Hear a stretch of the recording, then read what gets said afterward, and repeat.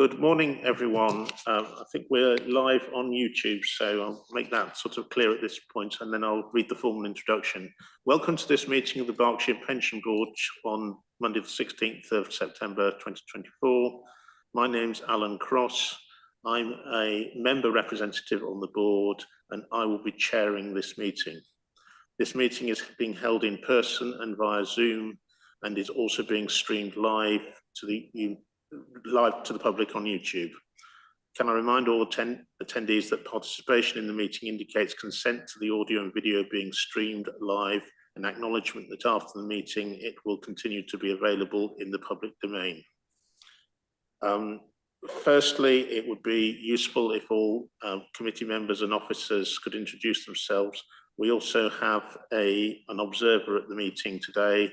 I'll invite him to introduce himself after we've done item 4 on our agenda, which I'm going to take first. I request that meeting participants do not speak unless I specifically invite you to do so. Once I've invited you to speak, before you do so, as necessary, please state your name and the capacity in which you are speaking if appropriate. I'll ask officers to speak at appropriate times.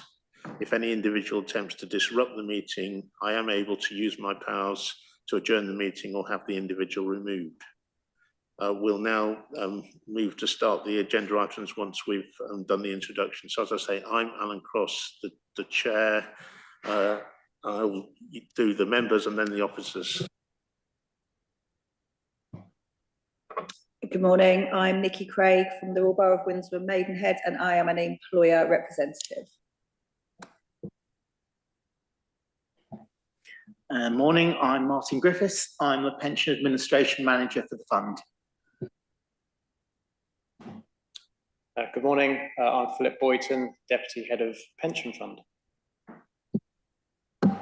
Good morning, I'm Jo Thistlewood. I am Head of Pension Fund. Arthur, then Jeff, please. Hello, yes, Arthur Parker, work for Bracknell Vice Council, and I'm one of the employer representatives. Jeff Ford, pensioner representative, retired.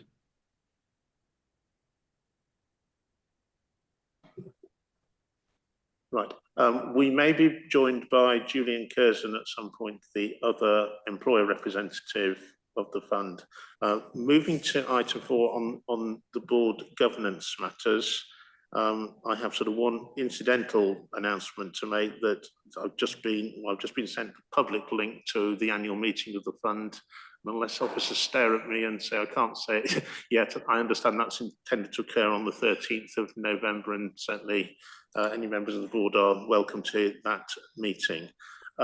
As members and officers present will know, we have been trying to fill a vacancy for a member representative for a while, and I recently contacted the Unison office in Reading, and following that contact, Neil Buller, who's on the Zoom link today, has said he may be interested. We've asked Neil to observe the meeting today. Neil struggled to link properly to the papers, so I don't think he's read any of the papers, so I think we'll probably mainly observe, and then Joe, Phil and I will sort of, in some combination, we'll talk to him after the meeting.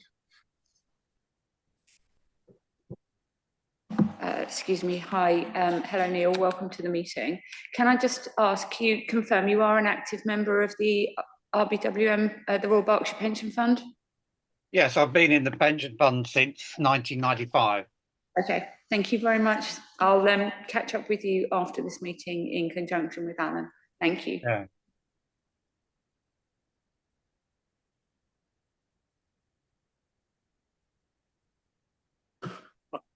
I'm not aware I have anything else to do under item 4,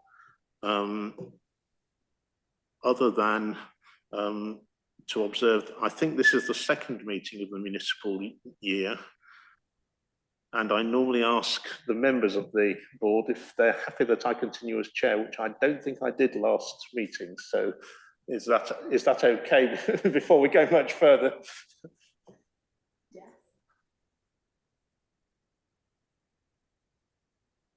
Can I have thumbs up or assent from Jeff and Arthur? Yes, I'm happy with that. Yeah, I'm happy. Thanks, and apologies for forgetting to do it last time. It's probably all the excitement of having Joe in here for the first proper meeting. Okay, do we have any declarations of interest? That's not normal, so we then move to the minutes of the meeting of the 17th of June. These have been on the website for a while. I think there was an initial version put up then that was corrected following one or two things we spotted that weren't what was originally intended. Is the version that we have circulated with the agenda fine and accurate in everybody's view? Yes. Yes. Thank you. And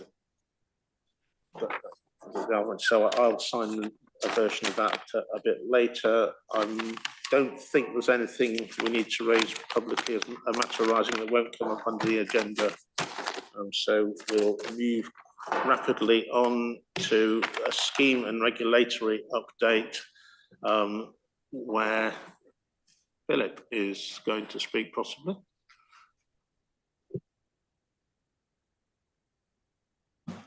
Yes, thank you, Chair. Firstly, to start with freedom of information requests. LGPS pension funds in England and Wales have experienced a number of FOI requests about how their funds are invested. Berkshire's experience has been requests received so far from 3 unitary authorities. The Scheme Advisory Board agreed to draft a statement to share with LGPS pension funds that address such requests. This statement is currently being drafted and will be made available on the board's website following board approval. The board are also aware of a letter sent to all LGPS pension funds in England and Wales on behalf of the Palestine Solidarity Campaign. The board is seeking legal advice on the contents of the requests on behalf of all funds. Yes? Well, when you say the board, I assume you mean the fund. So the Scheme Advisory Board. Oh, okay. Yeah. So this currently is all going through the Scheme Advisory Board and will be cascaded down to all LGPS fund boards. Yeah. So the Scheme Advisory Board, the board, as I say, are aware of a Palestine Solidarity Campaign request. So the board is seeking legal advice on the contents of such requests before cascading down to LGPS pension funds.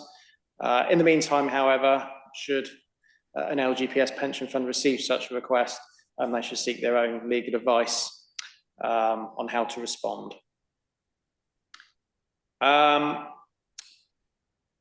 Moving on, so on the 18th of July, the Scheme Advisory Board Chair, Councillor Roger Phillips, wrote a letter asking for an early meeting with the new local government minister, Jim McMahon. In Councillor Phillips' letter, he set out the Scheme Advisory Board's key priorities that he believes are waiting in the new minister's in-tray, and has asked for urgent clarity on the status of the 1st of April 2025 deadline for pooling of assets that was set under the previous Conservative government. His letter also seeks opportunity to meet, explain and gain government support for the work that the Scheme Advisory Board have been undertaking, so better understand and remedy the gender pensions gap, pilot new initiatives to better track opt-outs from the LGPS, which we touched on at our last get-together, and to create recruitment materials that explain the importance of pension saving to those who are most likely to need it. Emphasis to the importance of day-to-day stewardship was also mentioned in the letter. and perhaps for government to consider some practical measures needed to prioritise, to modernise the LGPS, for example, to reflect recent case law on surviving partner benefits and changes to how best governance practice can be introduced in line with the recent good governance report issued. There was also reference to what the government's thoughts are around making clear indication on the climate risk reporting that's ever more on the agenda, but has seen more pace in private sector pension arrangements in the last couple of years.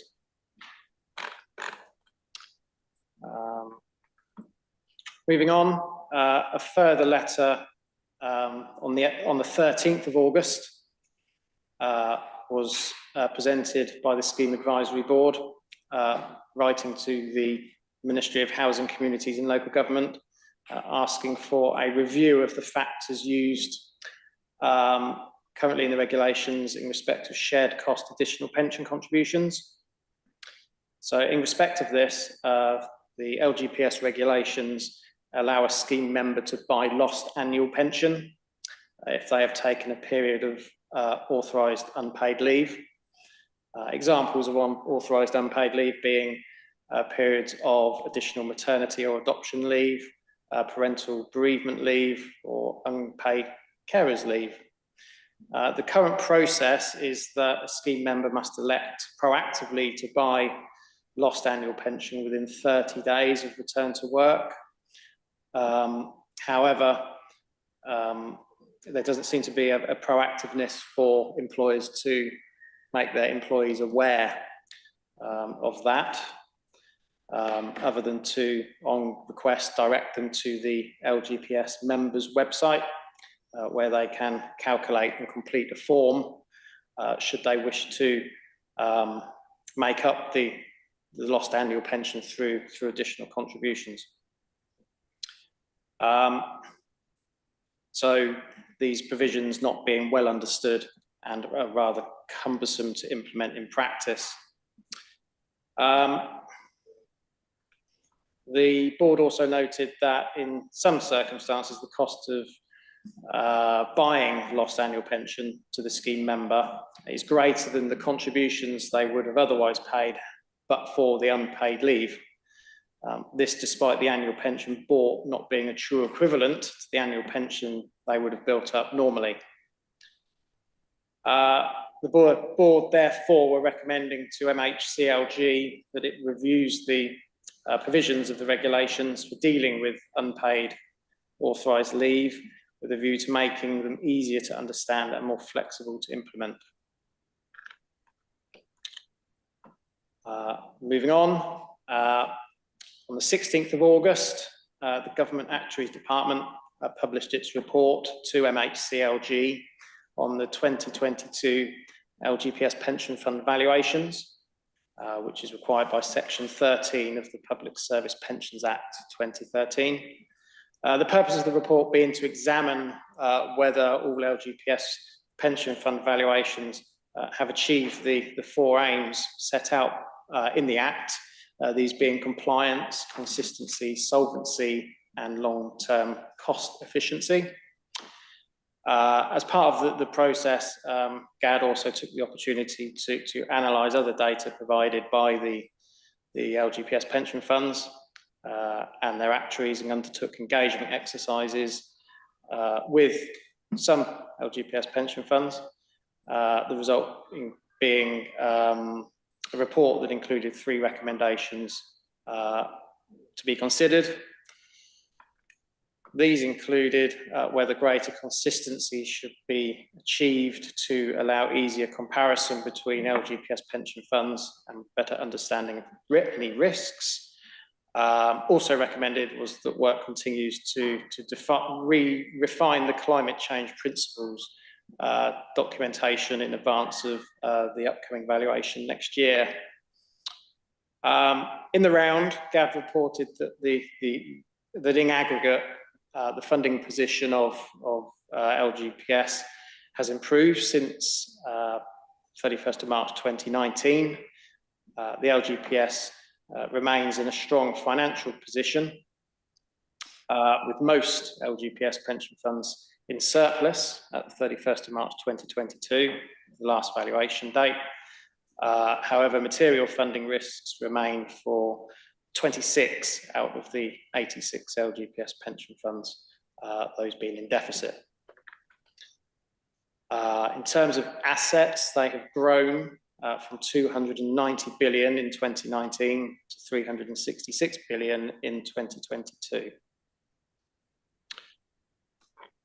And finally, I thought I would just talk about a PLSA survey, so Pensions and Lifetime Savings Association. They published results of a survey in June 2024. The survey asked the LGPS a broad range of questions to seek to measure their attitudes to both ongoing and potential future regulatory and policy initiatives. In around, the respondents believe the greatest impact over the next 10 years to include government demands to invest more in the UK, pensions dashboards, the green transition, climate change, and LGPS consolidation. In terms of the views on governance, administration, and regulation of the LGPS, 2/3 of those surveyed, so 86 pension funds in all, believe the LGPS funds should become separate legal entities from their administering authorities, or half believe pension boards should remain as part of the LGPS governance. So I say half, 52% was reported back from the survey. A quarter, 26% believe administration services should be consolidated within the LGPS, but this increases to 39% among those who believe the pension regime requires major reform, compared to 10% among those who believe it only requires minor reform. 6 in 10 respondents believe there should be one regulator for both defined benefit, defined contribution pensions, and funded and unfunded public sector pensions. 25% believe the Department for Work and Pensions should regulate the LGPS by 2035. However, LGPS pension funds are more likely to think they should be regulated by the pensions regulator. So more so at 29%, sorry, than the DWP at 23%. In terms of consolidation within the LGPS, views were mixed. So 2 in 5 LGPS pension funds supported consolidation, compared to 32% who oppose it. The main benefits of consolidation seem to be overall lower costs, better administration, governance improvements, better delivery of member services, and improved investments. In contrast, the main disadvantages to consolidation, including a lack of direct LGPS pension fund control and lack of accountability, with timing implications, and an impact on pooling arrangements. Any questions? Thank you.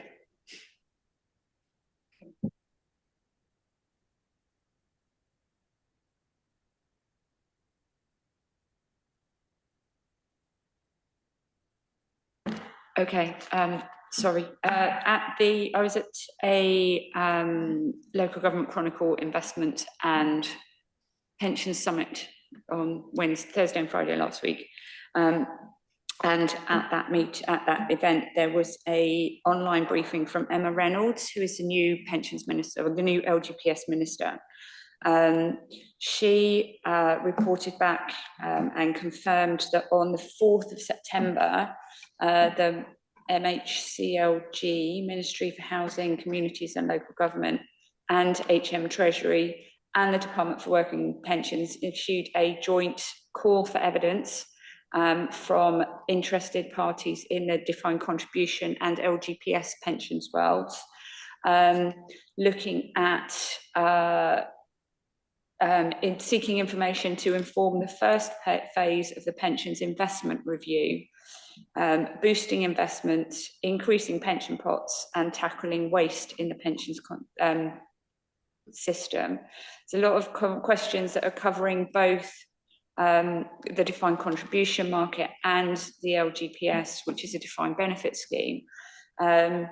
Questions including to what extent has LGPS asset pooling been successful, and asking about boosting investments in the UK and whether the LGPS, which was described as fragmented and inefficient by the minister, which everybody in the room balked at quite substantially, whether consolidation of either individual funds or pension pools would make it better in terms of efficiencies and investment returns. The call for evidence is out live now, and there is the date for return is the 25th of September. I will be working on that return, and I will share it with senior officers and the chair of the Pension Fund Committee and the Pension Board as well. In linking into the pensions review, the chairman of the Scheme Advisory Board, Councillor Roger Phillips, has issued an invitation to a virtual meeting with all chairs of pension fund committees to be held on the 14th of October, where they will meet the pensions minister, I think Jim McMahon, may not be the pensions minister, I can't remember what his full title is, to discuss the future of the LGPS. And then linking also into the pensions review, officers from HM Treasury and MHCLG have asked to meet officers of the funds linked into the LPPI investment pool sometime between the 30th of October and the 30th of September, sorry, and the 11th of October to discuss the call for evidence and looking at consolidation, efficiencies and boosting investment into the UK in particular. So this is a kind of rapidly developing new element of the new government, I think. So I will be reporting back to everybody as and when those meetings happen and let you know what goes on. Thank you. Just before Nikki comes in, I observed from the chair that appears to be a very short period to respond on some very big issues.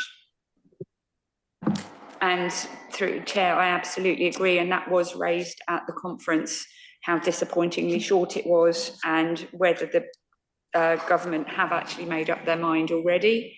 But the Theresa Clay, who is a civil servant working for MHCLG, did state that this is a call for evidence to inform a fuller consultation in due course. So they want to know where we are at the moment so that they can get their facts right to an extent to launch a full 6-week, 12-week, whatever it is, consultation in due course on these matters. Hopefully the call itself makes that clearer. More of a comment or a request rather than a question about what we're being told. We were told an awful lot of information there. There was probably 3, 4, 5 different elements of stuff, you know, whether you were going for the scheme advisory feedback and the stuff that Councillor Roger Phillips was talking about, the funding review, the survey results, that's a call for evidence and stuff. And I totally accept it's a verbal update. But I was struggling to kind of keep on top of everything I was being told there. And I wonder if we do verbal updates, which is absolutely fine, is there somewhere we can maybe have something pictorial at the same time, even if it's a PowerPoint with the key bullets? Because I know you've got your notes there, Philip, but I was struggling to really kind of, and in order that I can properly digest it and then ask appropriate questions. So for example, in the survey stuff, I was listening to all the results and then thinking, is that actually going to change anything? Is there then going to be, are those results going to be used to inform any changes or consult on any future changes, etc., etc.? And then I missed the next bit because my brain went off, started asking those questions and stuff. So it's just, if we do verbal reports, if there's, even if you've got it in note form, we can maybe even have it the day before to read it ourselves in advance, or you could present it via sort of some PowerPoint bullets or something, just because there was an awful lot there and I'm not sure I necessarily digested it all. So that's a hands up confession. Sorry, could I come in first? I tend to agree with that. I think the update this morning was quite extensive and a bit more extensive than we've normally had in this slot. I observe, I think you mentioned the GAB report. We are going to get back to that on the agenda a bit later, albeit we may need to move through that item fairly quickly given the time we want to spend in the meeting. But there are a lot of complex issues, and it might be helpful to, well, I shall certainly have a conversation with Joe and Phil afterwards as to one or two of those things. It might be helpful to send some more information out to board members so we are more fully informed than just having what we can take in from the verbal update. Part of ongoing discussions linking into future agenda items on this paper, including risk management and good governance, I would very much value a review of the operation of the pension board in terms of the terms of reference, the items that are included in this, the meetings, the structure of those meetings, to try and provide you with as much information as possible, because it is such a busy time in the LGPS world at the moment. So much is happening, and with the greatest respect, the people on this side of the table are living it on a day-to-day basis. So we are trying to provide you with information about what is going on in such a way that doesn't mean we have to spend 6 weeks writing reports to try and do this. So it is something that I would very much value some discussion on. I doubt whether it's not appropriate to do it in this meeting,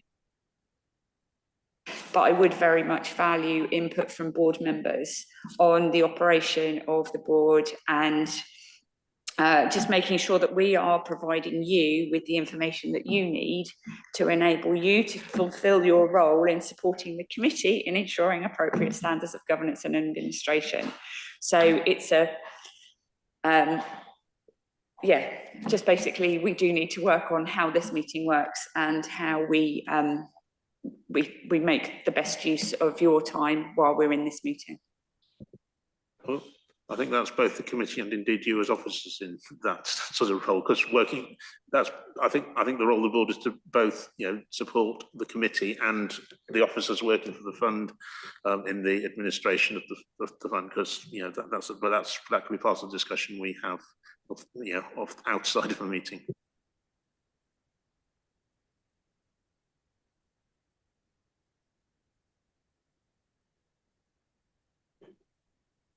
Okay, as I say, I will follow up with officers 1 or 2 of those items and work out where it might be helpful. Certainly the PLSA survey, I'd like to have a look at what the result is myself and understand who completed it for us, if it was indeed completed, and indeed who generally completed funds. And that's not an open question to ask now, we'll pick that one up after the meeting.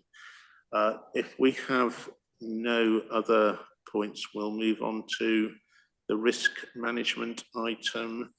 And perhaps before we get into this, I think it might be just worth me observing that I think we are going to find bits of this agenda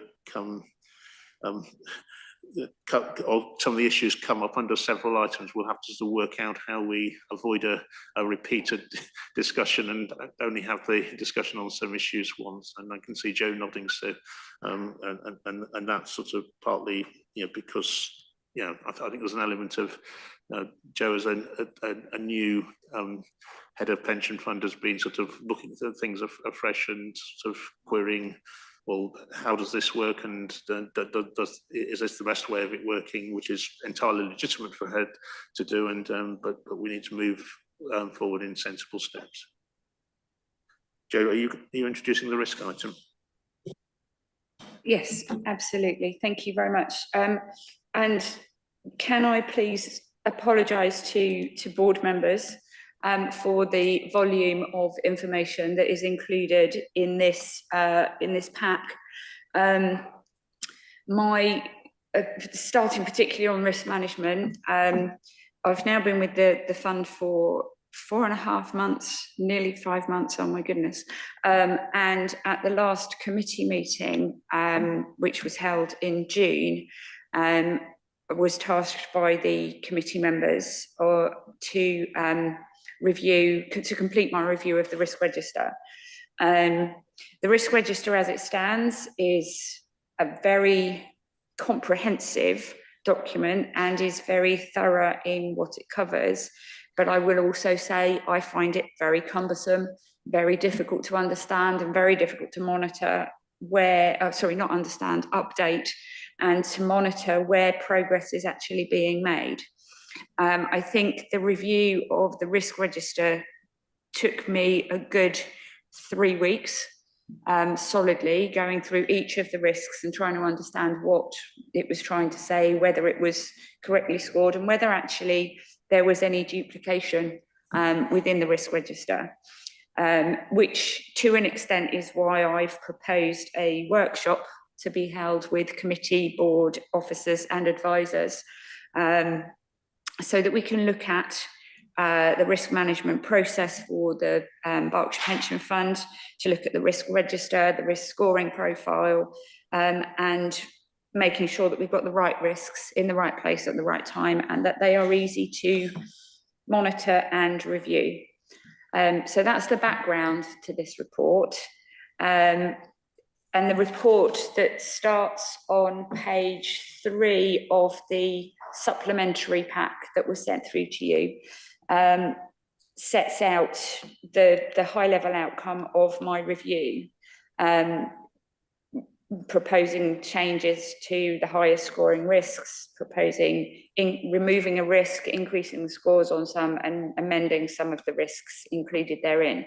I don't propose, unless members want me to go through that report on a line-by-line basis, only to note that some of the risks are unchanged, and that's not because I didn't look at them.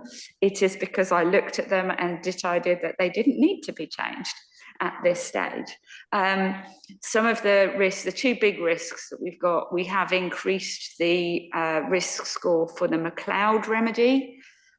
Previously, that was very much focused on resourcing, that we didn't have enough resource to deliver it. Working with Philip and Martin, they have revised the scope of that risk to broaden it out to be the delivery of the McLeod remedy, including getting information from employers, updating that on the system, carrying out the necessary calculations, which will also include resourcing risks and resourcing capacity issues. So we've raised the score of that from 32 as a red risk to 44 as a red risk, making it by far the very highest risk that we have. But there is a project plan behind the McLeod remedy.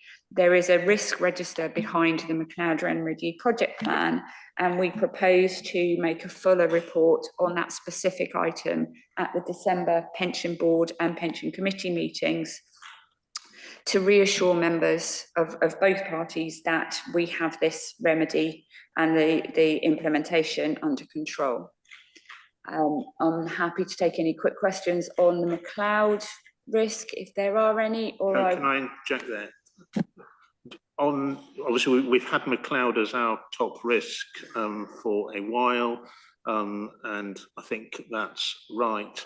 The question that's occurred to me as I've sort of looked at these papers and thought about the issue is, I mean, that we're now extending the scope of the work a bit. I'm not so worried about that. That's not unreasonable if that's the assessment of what we need to do. I think how I'd express the question at the moment is, do we sense we are with the pack of other local authorities on this, behind, ahead, where because I know you periodically talk with other funds, fund officers, you know, are we, you know, how are we placed in that field? Because it's a challenge facing every LGPS fund, and presumably every LGPS fund has got it as pretty much their highest risk, is what I've hitherto understood the position to be. I'll defer to either Philip or Martin to respond to that question. Yes, thank you, Alan. You're absolutely right.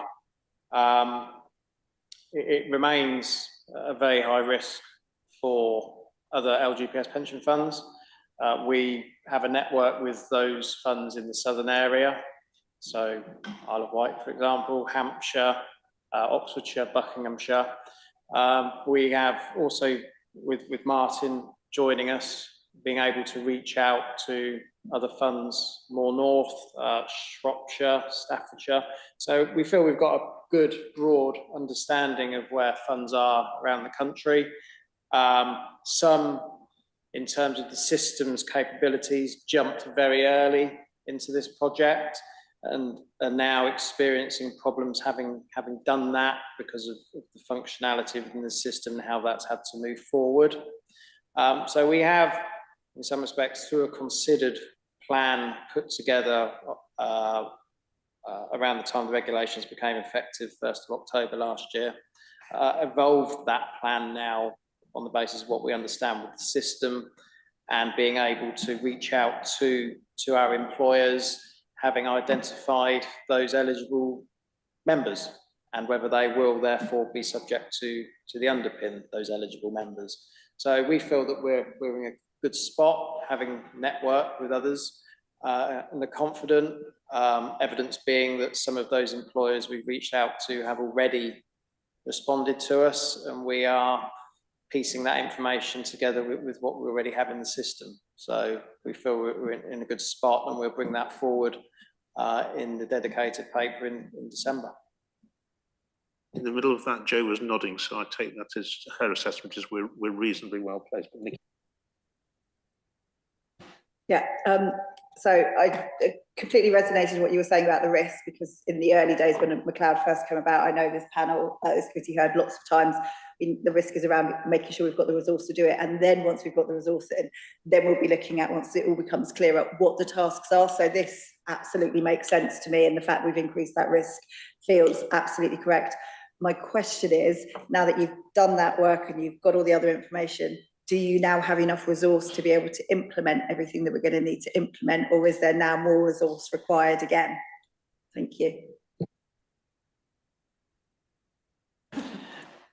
Yes, so it is unfortunate that we have lost experienced numbers within the team within a short period of time. We have worked hard to recruit. However, like most LGPS funds, we're finding we're only able to recruit at that inexperienced level, and McLeod will take experienced team members because of the understanding of the software and the regulations that comes with McLeod. So having understood the size of the eligibility of scheme member and reaching out to employers, the work's coming back in. So at the moment, we're trying to deal with that as the work comes in, and that's proving manageable to get those records right. But then it's looking into the future, because McLeod is going to be with us all the time. And there's that retrospective work that needs to be done. So as part of a workforce plan, which Jo is looking at, that work with McLeod is being factored in. So in terms of numbers within the team, I would say no. In terms of experience in the team, I would also say no. Sorry, is that numbers because you've got some vacancies, or numbers because the team, if you hadn't got those vacancies, was much so we have 2 trainees coming in the next month, and we still have 1 vacancy at pension administrator level in the team. All senior posts are filled, but these are individuals that have progressed within the team. They're not fresh blood, if you like. So in terms of resourcing, I think in terms of the LGPS in the round, we're light at the moment. Okay, I understand that, and I can see from what you said, some of that's down to staff turnover, and we're all mature enough to know that staff turnover happens in organisations, and that can leave you weak on the things you need more experienced people for. And I guess the problem is everybody and every fund is looking for reasonably experienced people in this space, and nationally there ain't going to be enough of them. I think just to take that one step further and just to clarify, you will need to grow your existing headcount. So let's say you had 20 all filled, whether people have left or not, or got up, you'd need a couple more FTEs or a couple more headcount to be able to manage this work. I think that's what I was getting at. You'll actually be increasing your establishment, if you like. Yes, that's right. And it's sort of individuals, they've reached their retirement age. We also need to consider the age profile of the team at the moment, and that resilience and passing that knowledge on. As Alan says, it's the LGPS. When McLeod was first heard of, and the understanding of how the regulations were drafted and how they would work, a lot of individuals chose at that point to leave the LGPS, and also leave the LGPS because of the pandemic. So a lot of the knowledge was stripped out. So funds are in the same position resource-wise as well. And I think sort of our KPIs, which we're going to come to in the administration report, the more complex work, we're seeing sort of a slow tail off in a couple of areas. Sorry, and I think that links into some of the other risks that we've noted in the report as amending or increasing risk scores or potential for consolidation. There are 3 risks in the pension risk register around workforce planning. So there's an officer knowledge and skills risk at Pen 24. There's a concentration of knowledge risk at Pen 25. And there's a lack of process notes risk at Pen 37. And this is detailed in paragraph 2.9.3 on page 7 of the big follow-up pack. Basically, they all say the same thing. We have in terms of existing headcount, subject in terms of bodies on seats, subject to 1 vacancy, we are fully staffed. In terms of knowledge profile, we are very bottom heavy in terms of trainees compared to senior posts and experienced members of staff. So we are looking at process notes, we are looking at knowledge sharing. There is a very good development program for those trainees that are coming in. The trouble being, as with all trainees, you need to take a lot of time to train them up, by which point then the people that are training them are sometimes losing a little bit of focus on being able to deliver the job that they are supposed to do. So we're working that through. And I'm looking at a workforce plan that we'll look into in conjunction with the business plan for the fund to identify where our key areas are. As you've seen in the scheme and regulatory update, the TPR code, all of the papers on this agenda, there is so much going on in the LGPS at the moment, that business as usual is almost a side thought, but it can't be a side thought. Our primary focus has to be paying our pensioners the right amount of money on the right time to the right people in the most efficient way. Linking also into the administration report, looking at KPIs, etc., etc. We are doing absolutely everything we can within the capacity and knowledge base of the staff that we have.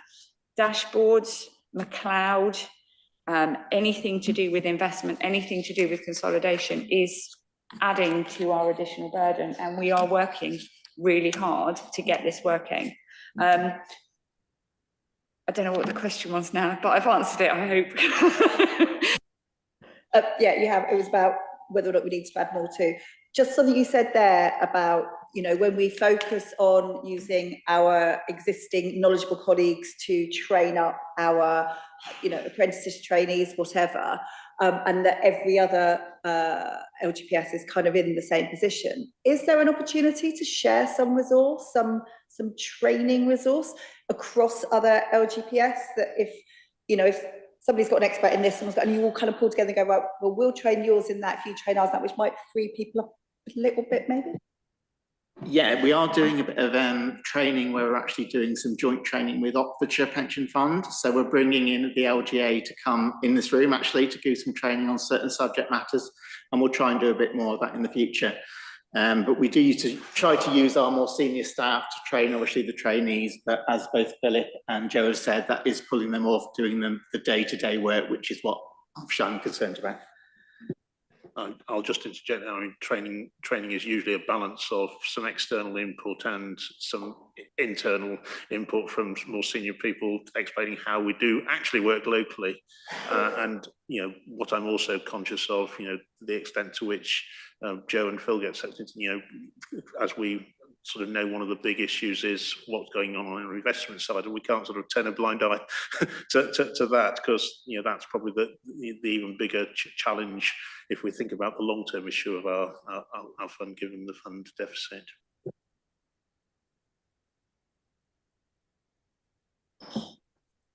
Just to follow on with what Joe said there, but we understand as well as officers that it isn't just about having bums on seats. It's also making sure that we're using the software to its best capability. So we are always in contact with Hayward's, the admin software provider, because of pensions dashboards, for example. That's another huge piece of work, government driven, that will create workloads. Depending on the scale of the media publicity about pensions dashboards, there's going to be an influx of individuals looking to see if they have pension benefits that they have, for whatever reason, forgotten about. So we're going to have further inquiries driven by that. But then there's also things that we would like to do to make ourselves more efficient around what we do at the moment, sort of more interfacing values, new pensioners onto payroll. So there's a time need here as well to be able to sit and look at these things properly, to make sure they're done properly and in the best way.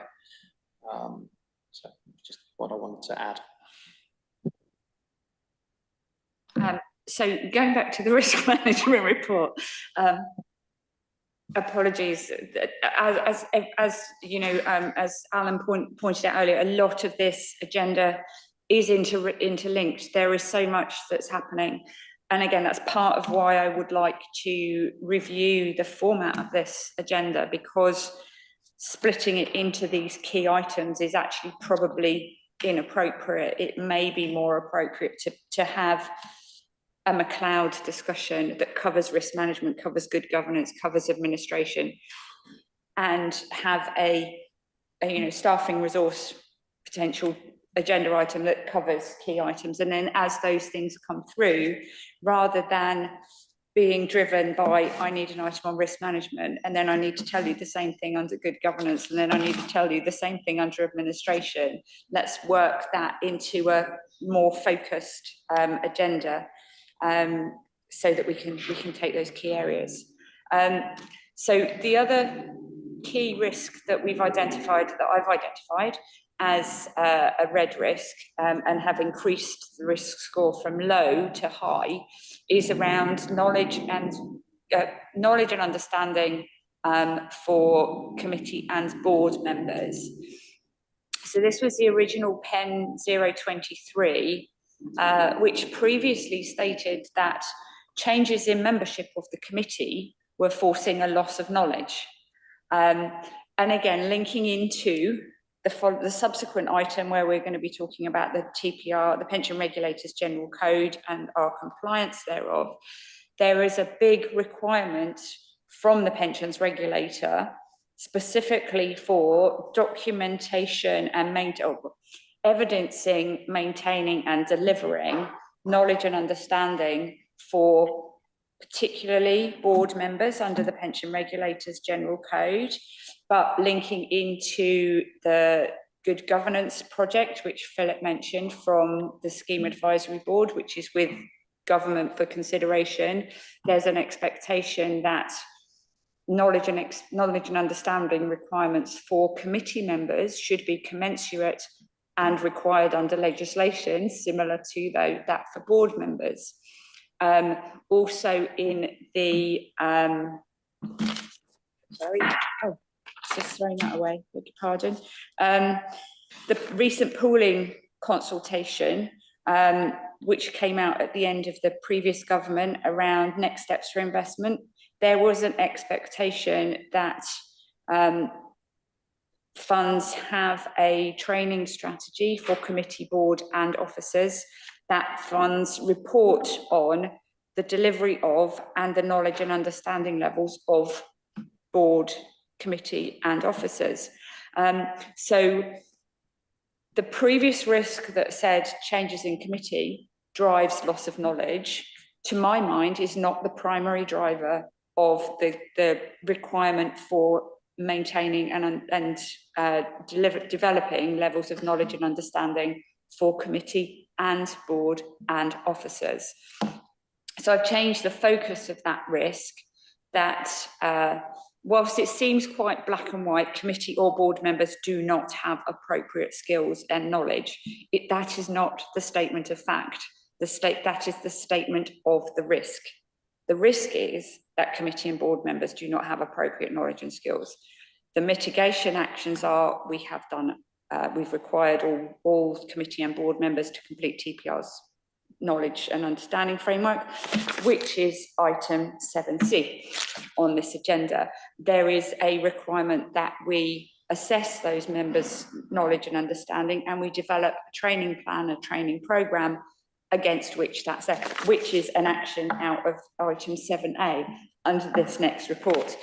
So it is, we're not saying, I am not saying that I do not believe committee and board members have the right knowledge and understanding. What I am saying is we don't have documentary evidence to say we have assessed, and we are developing a training plan to ensure that that knowledge and understanding level is maintained. Given everything that's on this agenda and how many future developments there are, it's not as simple as you've done most of you have done the TPR public sector knowledge thing, or that you've attended committee meetings, board meetings where training is offered. We need to have a plan to ensure that it is maintained. So that's why that risk has increased. There will be more debate and more discussion under this. Jo, can I interject? Later, yeah. I was going to suggest we have the main discussion about the training under the TPR item rather than here, because I think that's where the if anything, the requirements are increasing, and hence you increase this risk.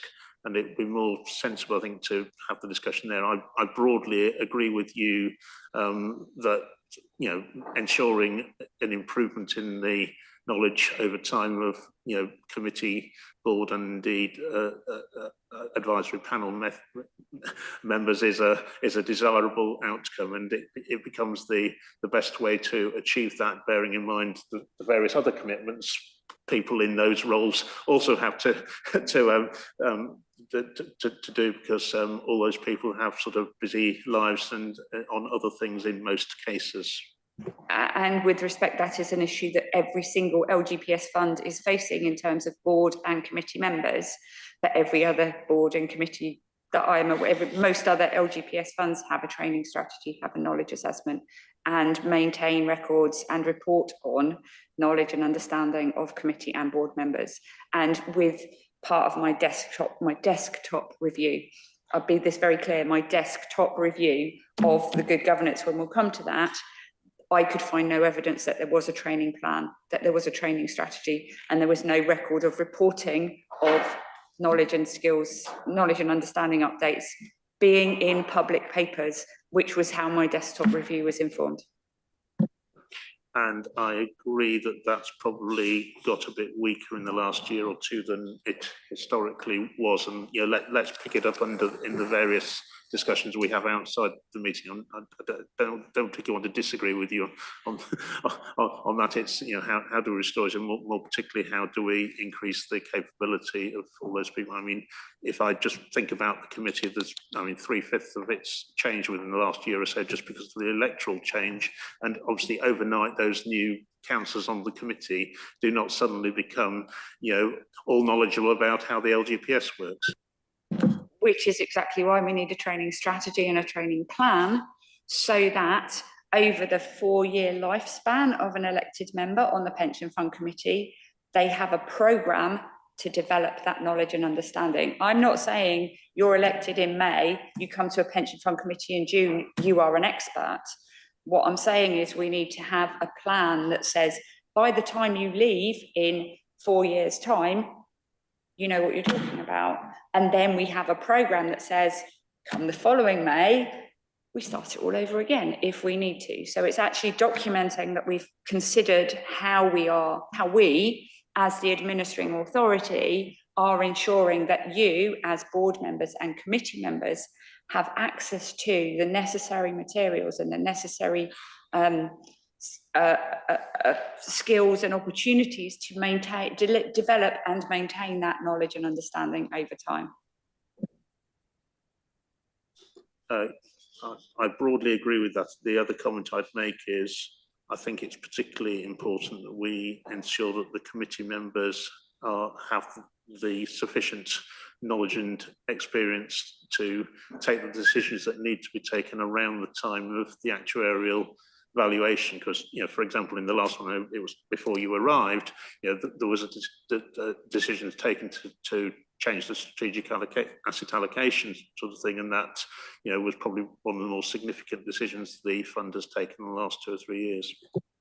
And every 3 years there is a triennial valuation, and every planning for every triennial valuation includes at least 2 or 3 sessions for knowledge and understanding, because in some instances the first decision that a committee will make will be literally the first decision that they make will be the outcome of the triennial valuation, and that then relies on a briefing session beforehand, but the work that's done in the previous committee to actually do the work and agree the recommendations, etc. So effectively the first committee is effectively rubber stamping the decisions that were made at the previous.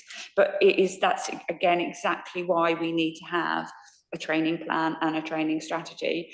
And in the November, before the December pension fund committee, we will be specifically talking about valuation, looking at a training plan and a learning and understanding plan for that event specifically.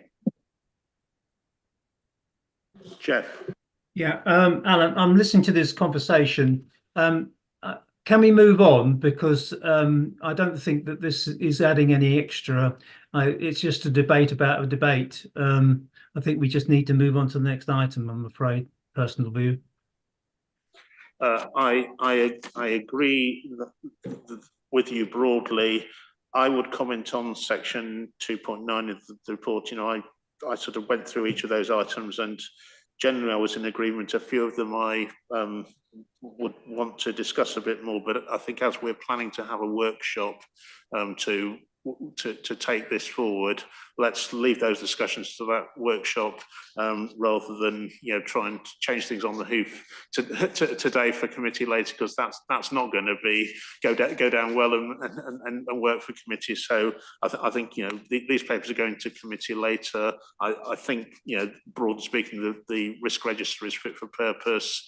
As you know, Joe has presented it here, it clearly needs to be a live item, and it has been a live item for the past few years and will continue to be a live item. Yeah. All I was going to say is referring to the recommendations that are going to committee, which are on page 3 at paragraph 1 of the report. The recommendations are that agreeing the revised risk scores for 4 risks, which is in paragraphs 2.4 and 2.7, which I think we've discussed, agreeing the deletion of one which was basically a duplication of another, which is set up in paragraph 2.6, and agrees the review and potential consolidation of similar risks in 2.9. It's not saying I want them to delete them and agree them now, it's to agree for the process for review and to confirm attendance at the risk management workshop to be held in October.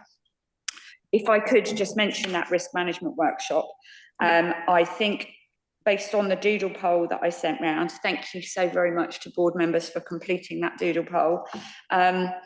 Of the 21 people that I circulated the invitation to the doodle poll, I had 14 responses. 11 people out of those 14 could attend the 15th of October, which is the Tuesday, and 10 could attend the 16th of October, which is the Wednesday. Unfortunately, the 3 people that can't attend are Arthur, Nikki and Jeff. So unfortunately, given capacity of everybody, if I change it to the 16th when the board members can attend, Alan can't attend. So it's a very difficult situation. I have no capacity in my calendar to do anything other than one of those 2 days. So it's one of those decisions that, based on the fact that I've got 10 positives for Wednesday and 11 positives for Tuesday, I'm going to make the workshop on the Tuesday afternoon. So I apologise to those members who can't attend, but consensus has to be driven. I think Joe will pick that up outside the meeting because obviously, you know, appreciating not. I think that's the day I can do, if I remember rightly, sort of thing. But I know then Simon, the chair of the committee, can't do, but I hope the vice chair can.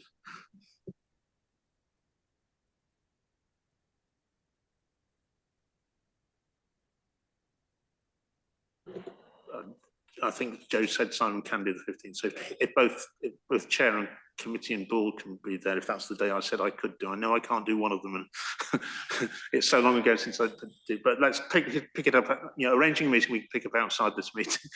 I think the question is, have we got a sufficient number of people, you know, there to you know, be able to do something, so when it comes back here and gets back to committee, we have progressed, sort of thing, and we can make suitable arrangements between those dates and the next cycle to enable those who can't be there for whatever reason to be aware of what we broadly decided, and you know, be able to make any contributions or comments that they did before. If we're at this cycle in December, is it, or January?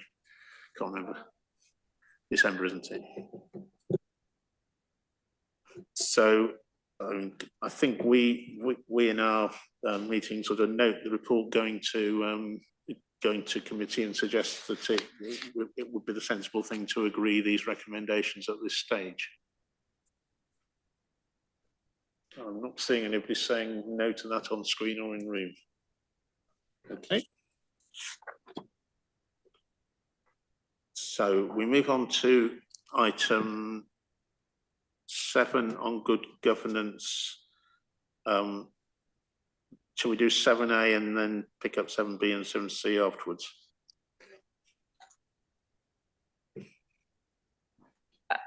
So the as mentioned in previous meetings, the Pension Regulators General Code came into force on the 28th of March, and it consolidates 10 of the existing 15 codes of practice from the pensions regulator into a single code, 53 modules, 171 pages, I believe, of the code, to identify what areas need to be, and all of the areas where, unless specifically excluded, all are relevant to the LGPS.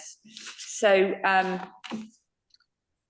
the decision was taken that we would acquire for £1,500 the blank piece of paper compliance checklist from Hyman's Robertson, apologies, from Barnett Waddingham, which is set out on pages, as Appendix B to the report, starting on page 37 of the main pack. So I did a desktop review, and I will be very clear on this. It was a desktop review of publicly available information, checking what policies we have, what processes we have, what information is available to members of the public and to pensions regulators should they decide to investigate us. And on the whole, I think the Berkshire Pension Fund is in a good place in terms of its governance framework. There are a number of areas where compliance is not quite full. And there are a number of areas, and as we've mentioned before, knowledge and understanding and the requirements of the pension regulator for documenting and delivering knowledge and understanding are not quite as compliant as they could be with the requirements of the code. So there's a chart on page 26 of the pack, paragraph 1.8, which shows general levels of compliance, and across the 5 main categories of areas of interest from TPR, you will see that they are mostly green, which is very, very good. We are compliant with the requirements of the pension regulators code of practice. There are a number of amber areas where we are mostly compliant, but we may have a slightly out of date policy, or we may have to tweak something within our policy, or there is a lack of evidence in public meeting papers. That information is being shared with and discussed with committee and board members, enable them to inform their decision. Of the 53 modules, there are 8 that do not apply to the LGPS, so we don't have to worry about those. But as I say, on the whole, it is a good area level of compliance. The key area linking into the discussion we've just had under risk management is around knowledge and understanding. The level of knowledge that each member of the governing body needs to have to run effectively, and to make sure the governing body as a whole can show that they possess knowledge and experience to run the scheme effectively. So it's not necessarily doubting, again, honestly, not doubting that you have the knowledge and understanding to do it. What I'm saying is, and as we agreed last time at the last agenda, in recent public documents and public meetings, knowledge and understanding has not been an item on the agenda, and there are no papers to say we have promoted, this is what we do, other than the annual report that goes into the pension fund's annual report and accounts in the governance compliance statement that says these are the members that have completed and this is the training that we've done, which is very much a retrospective looking document that says we've done this last time. It doesn't look forward to say this is what we're going to do over the next 12, 18, 24 months, which is where I think we need to, there needs to be a bit more focus. And as I mentioned before, linking into the good governance and the pooling consultation, and within the TPR's code of compliance, that there is an expectation that the current requirement for board members set out in legislation to have required knowledge and understanding must apply to committee members who are actually the decision makers in this fund, and in all funds really. So that's why I've highlighted that as the principal area of non-compliance. The TPR code has strengthened some of its previous requirements and broadened some of its previous requirements. So it's not surprising that we're not totally fully compliant with everything, because there are some new requirements in here. So I've presented in this pack my full documented comments on the TPR's code and where I've got to, and which is on Appendix B at finishing on page 36. And then starting, oh no, sorry, not page 36, it's page 72. I apologize, I'm looking at my page numbers rather than the committee pack page numbers. And then on page 73 of the big bundle is the action plan, draft action plan that I am presenting to enable us to address in principle the red non-compliance areas, and then also to do some improvements to look at our partially compliance areas. Again, I am not expecting this meeting, this cycle of meetings, to agree necessarily that action plan.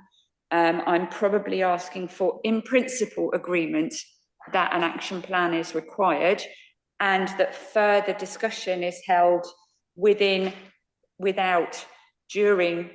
meetings to again, have another workshop potentially, or have a series of workshops to work through each of the requirements within the Pension Regulators Code, so that we can assess our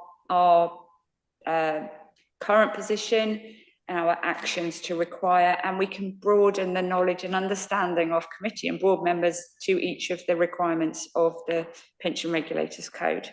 Happy to take any questions or comments. Joe, I'll start. Obviously, I've seen the drafts of this as you've been developing and made some comments at that stage, but and I think if you, in framed in how you've just framed it, if we can agree this is a draft to develop further, I think that's probably the best way forward. I mean, Mark, you know, some of the things you've written have caused me to reflect. Okay, so if I think about the complement of board members we have, and the roles those people have in their organisation or have had in organisations, and I think, well, I think we've got a reasonably heavily experienced bunch of people on this board, if I could express it in those things, in terms of either general local government senior work that's relevant to the pension fund at a reasonably high level, or indeed, particularly in Jeff's case, in a wider finance sector. Anyway, and you know, clearly there's been some training. I'm not sure exactly how far back you look, and we needn't sort of revisit. But I know I'm conscious that sometime in the last 3 to 5 years, we had been keeping a record that went back to the year dot of the pension board, and we sort of decided at that point to sort of cut it down to about 3 or 4 years, and hence at that point, and I think we've probably got less disciplined about capturing all the training and things people have done, and I know we have been doing that of late, and that's a bit unfortunate, but I also probably would acknowledge we've done less of late than perhaps some of us were once doing. So if I can just jump into linking that into 7C, which is specifically addressing knowledge and understanding. I emailed round to board and committee members the spreadsheet that is on page 95 and 96 of the pack, specifically referring to page 96 of the pack, which is the pension board's training log.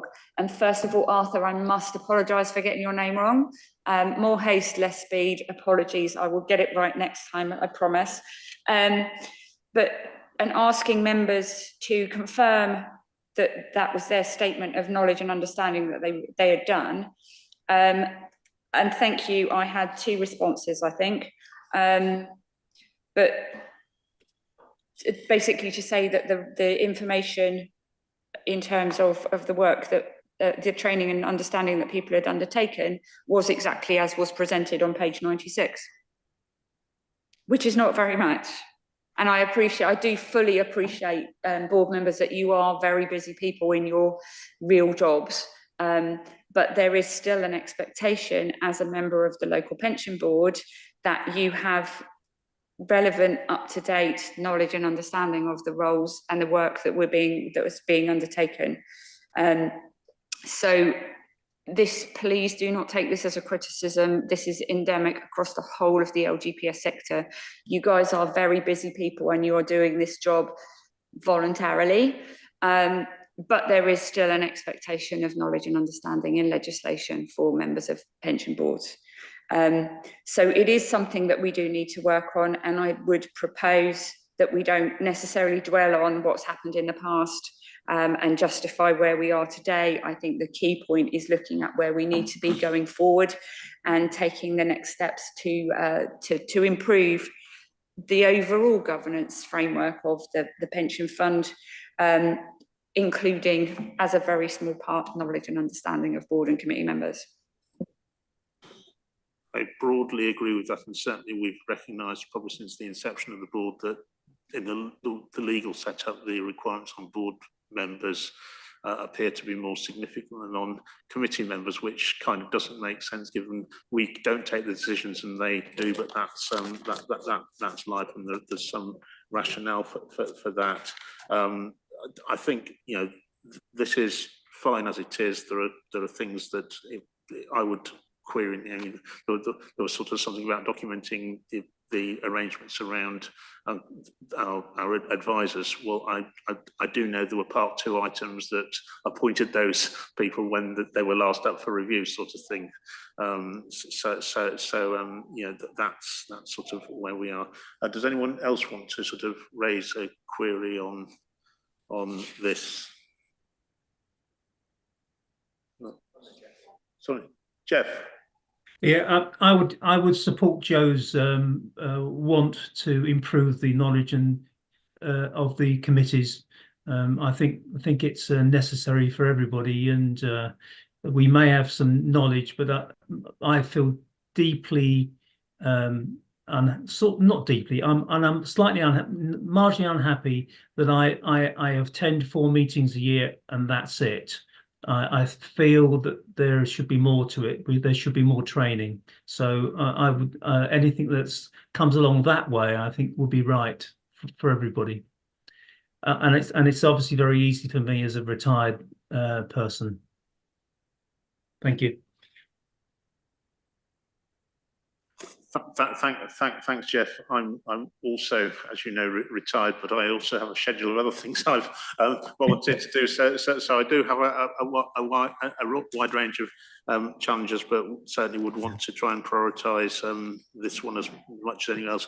What I would observe, merely because of the electoral process, the reality is that we have landed up with a overall less knowledgeable committee probably at the moment we had 18 months ago, and that's the nature of the electoral process. And I think Joe sort of described the process we have to go through to address that over an electoral cycle, and make sure that when decisions are taken, they'll be taken by people who do understand the decisions that they're making. And there are a number of issues that are probably better discussed outside the context of a public meeting to take this forward. Certainly, I'm happy to agree this as a draft, because there's certainly 1 or 2 comments further comments I've got on it, having sort of looked through it over the past few days. So I'm happy to do that, and assuming that's what the committee is being asked to do, let's sort of suggest they do. Okay. I'm not seeing anybody violently disagreeing with that, so we'll take it that the recommendations are the right ones for committee. So we move to 7B, where we're having a verbal update on external audits for the past few years, and indeed where the audit process is going, hopefully. Yeah, very conscious that this is a verbal update. I apologise, there is a lot of information in here. I will try and keep it as simple as possible, but the audit process is quite complicated at the moment. I had the dubious pleasure of sitting through a 3.5-hour audit committee meeting on Monday, the 9th of September. So if you're that interested, can I suggest that you watch the recording of the audit committee meeting from RBWM from the 9th of September. However, on the pension fund specifically, the annual report and accounts, including a full audit opinion for the year 2020 to 2021, has been signed off and was published on the pension fund's website on the 4th of April 2024. For 2021 and 22, for the pension fund, the external auditors Deloitte are intending to complete a full audit and give full assurance on the pension fund's accounts. However, the audit plan for that year, which finished about 2.5 years ago, needs to be approved by the pension fund committee before the audits can be signed off. I have not seen it before today, so it looks like we will have to have a single item committee meeting in October to approve that audit plan. So, so subject to approving that audit plan, that will then be signed off. For the pension fund, yes. And for, so I'm in a chicken and egg situation. I have to explain about years, but also explain about an overarching backstop position. So the backstop legislation. It might be helpful to explain the backstop first, because I've certainly seen a little bit of media on that, but not the detail. Okay. So as members will be aware, there has been a significant historic backlog of external audits across the local authority sector, and government have put in place legislation that was passed earlier this month that all outstanding audits for all councils and pension funds up to March 23 must be cleared by the 13th of December 2024. So clearing does not necessarily mean the completion of audit work. It means the issuance of an audit opinion that basically disclaims any opinion on the accounts that are being certified. But that will close down then audits up to March 23. So for RBWM, as administering authority, there will be disclaimed qualified opinions on 21-22 and 22-23 accounts. For the pension fund, whilst we are expecting a clean audit opinion, full assurance audit opinion on the 21-22 accounts, we cannot publish our annual report and accounts until such time as the council's audit for that year is finished, because the pension fund's accounts form part of the administering authority's accounts. So for 21-22, whilst there was expected to be a full assurance audit opinion on the pension fund's accounts, the council will have a disclaimed qualified opinion, so we will be subject to a qualified opinion. Similarly, for 22-23, the council will have a disclaimed opinion because no audit work has been done, but the pension fund will also have a disclaimed audit opinion because no audit work has been done in 22-23 on the pension fund's accounts. And those opinions on both council and pension fund accounts must be concluded by the 13th of December 2024. So after the 13th of December 2024, the pension fund and the council's accounts for all years up to year ending March 23 will be concluded. Can we pause there a moment? And I'd like Arthur to just comment on that situation, because obviously professionally he's probably the closest to this from his own perspective of yeah, I've got a question that comes out of that actually, because for Bracknell's position, because where we currently stand is slightly further ahead than yourselves, or sorry, Windsor Main then. Our 21-22 audit is pretty much finished. So it was a complete and full audit. The only issue that we've got with our 21-22 accounts is that our auditors have had no confirmation from Deloitte that about your pension fund audit. So I wasn't quite sure. You were saying that was going to be completed, but it hasn't actually been completed yet. So could you give me some indication of when it is actually going to be completed? Obviously, because the timing's quite crucial, because obviously if our auditors don't get anything from Deloitte within the next, fairly short period of time, we're talking about a mid-November to late November Governance and Audit Committee meeting to get our 21-2 and 22-3 accounts approved. So that, overall they can all be published, etc., well before the 13th of December deadline. So I know you were talking about an audit plan, but getting an audit plan signed off in October doesn't seem to suggest it's going to meet the deadline if it's just a plan you're talking about and not all the actual work. So I'm a little bit confused, basically, is what I'm saying, as to what the position is on your 21-22 accounts as far as the pension fund is concerned, and Deloitte saying everything's well, not fine, but they finish their work on it and they make whatever observations they want to make on it. Yeah, thank you. Through you, Chair. Arthur, I completely agree with you. I'm very confused about what's happening as well. As I understand it, the audit work, the actual audit work itself for 21-22 is almost concluded, but Right. there has not been formal adoption of an audit plan for Right, that okay. work that has already been concluded. So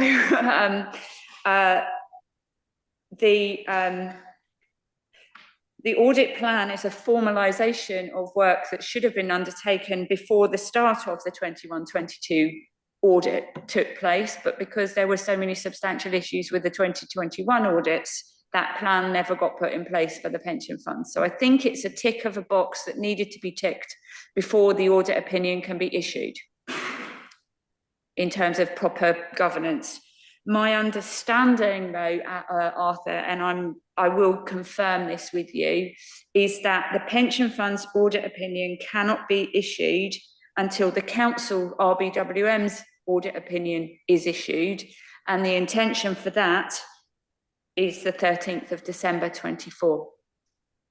Okay. Or before the the backstop date. My understanding on the implication for employers, where there is a disclaimed audit on the pension fund and or the administering authority, is that your accounts may need to be qualified subject to or except for a clean audit opinion except for confirmation of the pension fund position. But that's a discussion that you will need to have, unfortunately, with your external auditors. And I'm happy, Arthur, if you wanted to have a discussion outside of this meeting to confirm what your exact position is. But it is...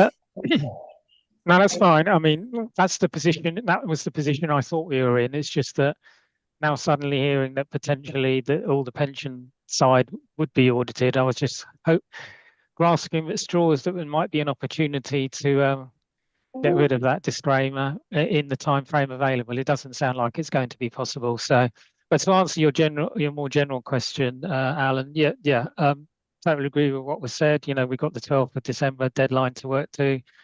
Our auditors are Ernst & Young. They're taking a more central approach to getting the audits signed off. So they're sort of taking it out of the hand of the local auditors a little bit. So we're dealing with someone centrally now to make sure everything is taken forward. That included setting up a special meeting middle of November of the Governance and Audit Committee meeting, which actually will probably be too early. So we will probably have to get delegated authority at that one to get the sign off probably sometime around the end of November, so that we hit the middle of December deadline. So yeah, that's where we are. Sorry, can I interject? So the way this legislation is working is the obligation on auditors to issue their opinions, albeit disclaimed ones, by that date. And I'm seeing Joe nodding. Is that your understanding too, Arthur? Yes. And as I understand it, there are, I mean, we've done up till years 22, 23. There's then a series of dates going up till about 26, 7 or 27, 28. And I can't remember which it was from the media I saw on it. That's gradually progresses it back to the end of November or September date after the year end by the end of that period. That was my understanding of how. That's right. Yes, there are various deadlines going forward for the future years, and it's been extended particularly for the first 2 or 3 years. I can't remember myself exactly, to allow for, you know, review of opening balances, etc., recognising that those won't have been, in a lot of cases, won't have been audited at all. So, for example, although our 21-22 accounts are done pretty much, the only thing that the auditors have done on the 22-23 accounts is the value for money assessment. They've done no work on closing balances whatsoever. So obviously that causes an issue for the auditors coming in, because they've got no assurance on the opening balances. So hence the extended deadline. So I think it's I think it's January 25 for 23-24 accounts. And our new auditors are planning to do most of the work on that in over the next 3 months, so October, November, December.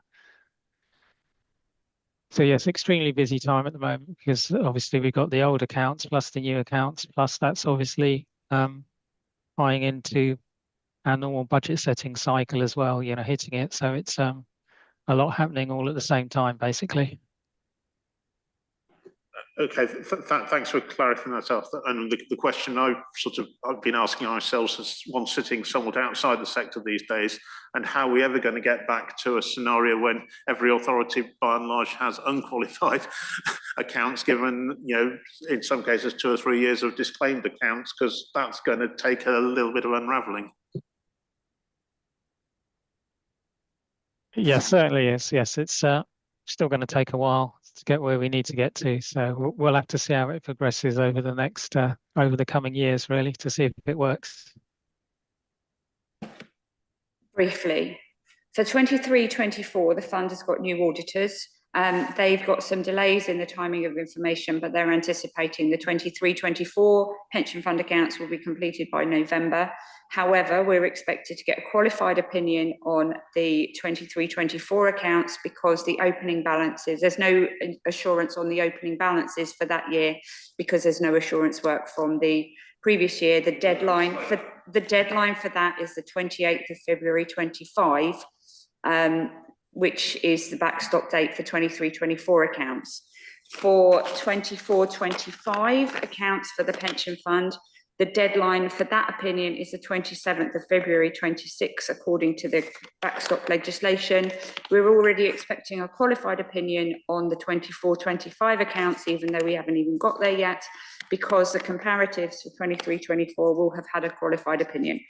For 25-26, so not this year, next year, unless there are any significant issues, the audit opinion is expected to be unqualified, but the deadline for that is 31st of January 27. I believe it's 27-28 when the deadline is brought back to September, and then the following years it goes back to July, which is what it was originally before all of this.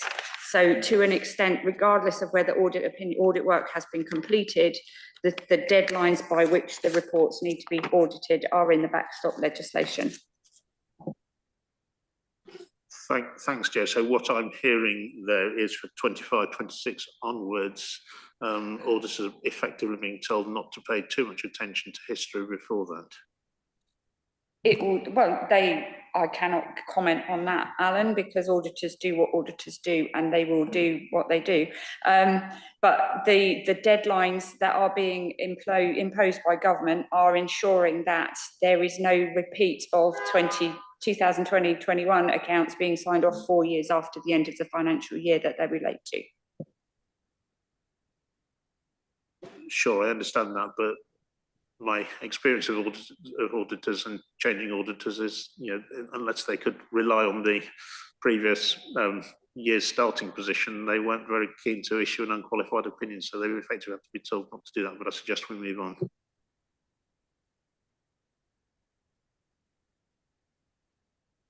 Do we need to say anything further under 7C?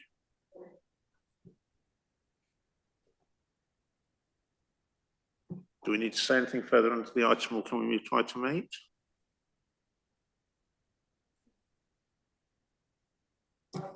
Item 8 is the administration report. That's Philip's report, but I would, if I take a step into, if members have read the report and have any questions, then Philip will be very happy to answer them. Otherwise, we can take that report as read, Chairman, in your discretion.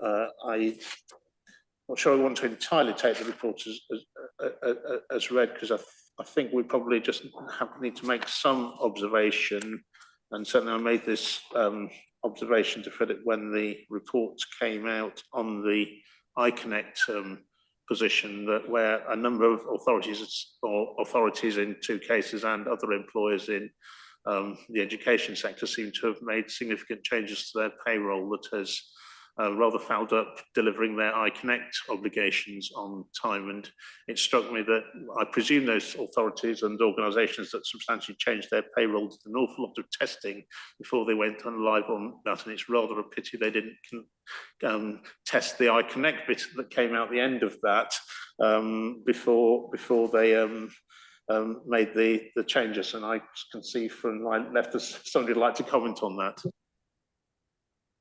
Thanks, Chair. Just from an RBWM point of view, it wasn't the payroll change that we did at all. I do realise it was perhaps that software in another authority, but that certainly wasn't the case at RBWM. We had done something around automation of pension update, which was nothing to do with the payroll system. And it was the format that the data went across it, and it was a problem. We had done testing, we're told it would work, but then it hadn't worked when it actually came to do it. So I'd just like to make that point for the meeting with what you just said there. Thank you. Thanks, Nikki, for that particular clarification. I think what this appears to show is, think about the whole cycle when you make substantial changes. It's unfortunate if testing was done in Windsor and Maidenhead's case that things didn't work when we went live, and let's sort of take that as a salutary thing. We've talked about McLeod earlier. Apart from that, unless anyone else, Jeff's got a question. Yeah, obviously I understand that this report's done at a moment in time. Have we made much progress on resolving the issue with RBWM and West Berkshire to resolve this issue? Yes, Jeff, thank you for the question. Yes, I think in the round we would agree that the numbers that we are seeing for the unitary authorities, RBWM and West Berkshire, are not what we normally see. Yeah.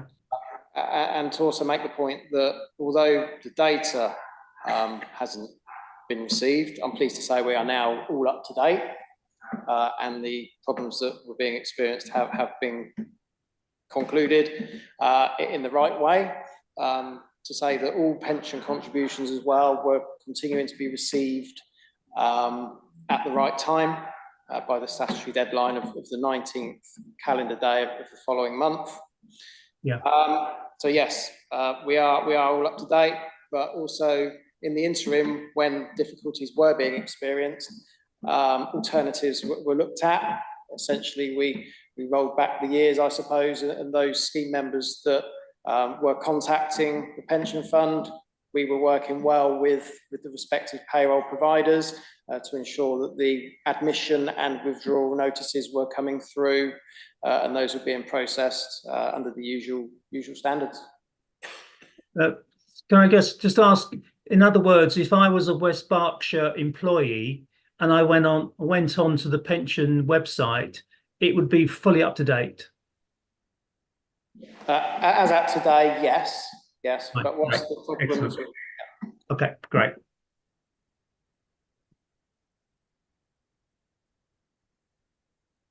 Are we okay with that report otherwise? Julian's sort of in wobble. Oh, thanks. Julian's dropped out of the meeting. Are we okay with the report otherwise? Yeah. Okay, we'll move on to the next item, which is the external investment benchmarking service. Is Joe leading on this? Yes, thank you, Chair. Again, this is take a deep breath, Joe. This information is provided for information, really. There is their retrospective looking back on the benchmarking report for investment management performance fees, which shows that for 22-23, so over nearly 2 years ago now, the LPPI pool was delivering value for money and good value for money for the Berkshire Pension Fund in terms of reduced fees and improved performance. and that's benchmarking against a similar sized a peer group of similar sized pension funds, UK and international, private sector and public sector. So it's effectively demonstrating that we are receiving good value for money for our investment pool in the period up to March 23. The next benchmarking exercise for 23-24 results are expected in January 25 for that financial year. Happy to take any questions, but I'm not proposing to go through the detailed report in the substantive report that's in the appendix in any detail, as it is so far backward looking. Thanks, Joe. I read that and I thought this is generally good news. Just looking at the graphs on pages 138 and 139, where we're positioned in those graphs, it struck me when I looked at it that, broadly speaking, given where we are, we probably are about where we should be. Absolutely, and bearing in mind that this is 2 years ago, so this is retrospectively looking back, what we were doing 2 years ago was absolutely where we needed to be.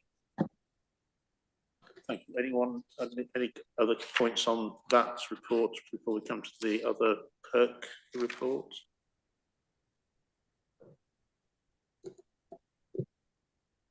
So in terms of the perk report, this is again a backward-looking review of investment performance in comparison to other LGPS funds specifically. In terms of 23-24, the fund's absolute investment return of 8.9% for the year ended March 24 was below the annual average return of the other 63 LGPS funds that took the report.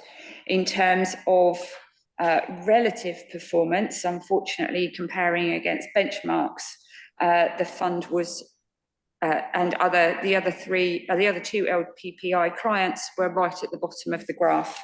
If you look on page, forgive me, I'm just scrolling through, on page 153.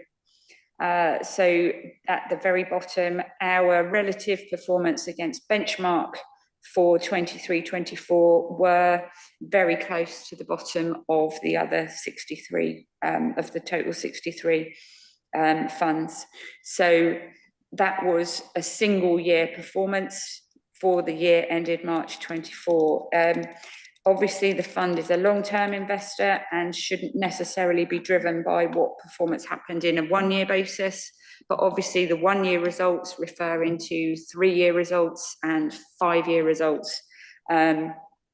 So over 3 years, the fund was in the 5th percentile, so still quite good, despite a very poor year, or relatively poor year in the first year. But obviously, there must have been higher performance in previous years. And over 5 years, we're at the 33rd percentile, and over 10 years, we're at the 63rd percentile. So we're not the best, we're not the worst, kind of average, but that is for information, and that then will feed into the reports that the committee is considering later in terms of the strategic asset allocation health check, and will link into the valuation work that we do at March 25 in terms of setting investment strategies. Happy to take any questions. Thanks, Joe. Obviously, we know from reports we've previously had about performance that we had a fairly good 3-year period in the period leading up to the last valuation, if I understood the period that's being, which therefore means what you've just said broadly in my mind makes sense. We and the other LPPI clients were somewhere near the top of the tree, if not at the top of the tree, for a period. But you know, I'm very conscious that in the investment world, it's very difficult for an investment manager to be at the top of the tree all the time, and you know, you can flip from the top to the bottom, which appears to be unfortunately what's happened here. Any other comments from colleagues?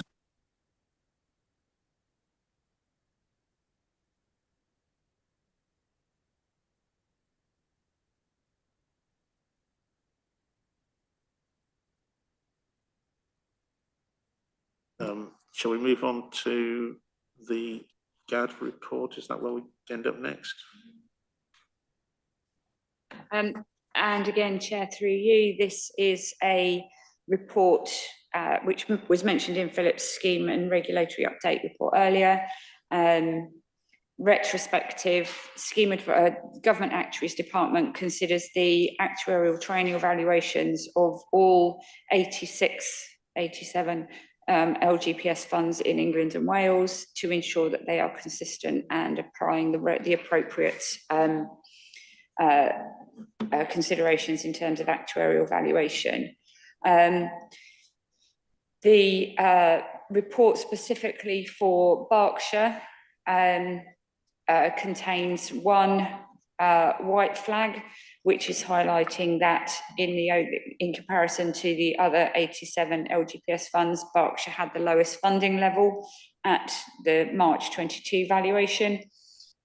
And there is one amber flag, which is raised in relation to the deficit recovery period, which is effectively a calculation carried out by the Government Actuaries Department that looks at current contribution rates and how quickly they will fulfil the gap that is left in the funding level.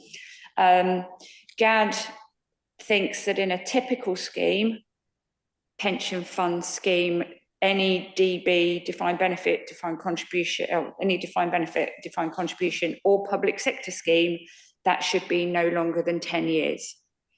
The flag for Berkshire was driven because it was set at 12 years, but in consultation with Barnett-Waddingham, we have agreed that that's not a significant issue because we are a long-term fund. We're still admitting active members, and we have maintained our deficit recovery period to be fully funded by 2040, which is consistent. And we're happy that we don't have to be concerned with the amber flag. To be clear, in the 2019 valuation report from GAD, the fund had 4 amber flags. We only have 1 this year, so we are continuing to improve. And in paragraph 2.4 of the report, which is on page 162, I just want to draw members' attention to the fact that we had a media inquiry from the local government chronicle because the main report from GAD had a 2-page spread on Berkshire, and they just wanted to know that we were happy with it. So I've included the inquiry, and I've included the response that was agreed with the chairman. And the local government chronicle report is linked as a background paper, as is the full report from Government Actuaries Department. The appendix to the report that's in the pack is a summary of the full GAD report as prepared by the fund's actuaries, Barnett-Waddingham LLP. Happy to take any questions. Thanks, Joe. My reading of this was broadly as we might have expected at the 22 valuation. The actual deficit period we were working to, we reduced by 1 year, and that was part of the actuaries' sort of decisions and all the committee's decision on the actuaries' recommendation for the fund period. And as you say, by 2040 we're expecting to get in balance, which obviously means we've got a while to go yet of being in deficit, and obviously that's we would hope for some better investment performance than the most recent year that we've just been looking at, sort of thing. I think you know, this sort of shows we're making progress, as you say, and it's welcome that that's being recognised. We know it's going to take us a while to get where we really need to get to because of where we started. Anyone else got any points? Thank you. So this goes on to committee also for basically noting. Then we have the responsible investment reports.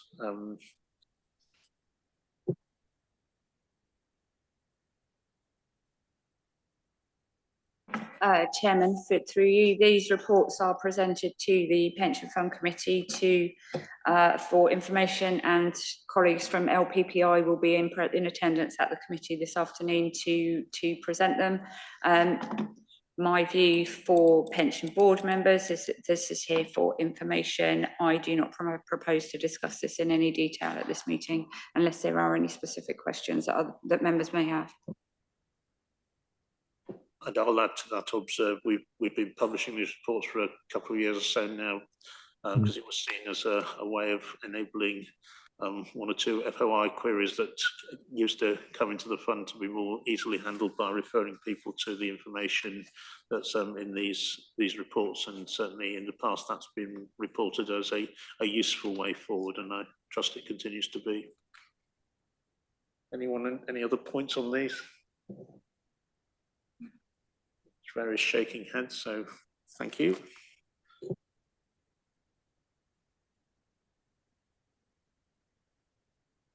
Is there any other business we need to pick up under part 1 of the agenda?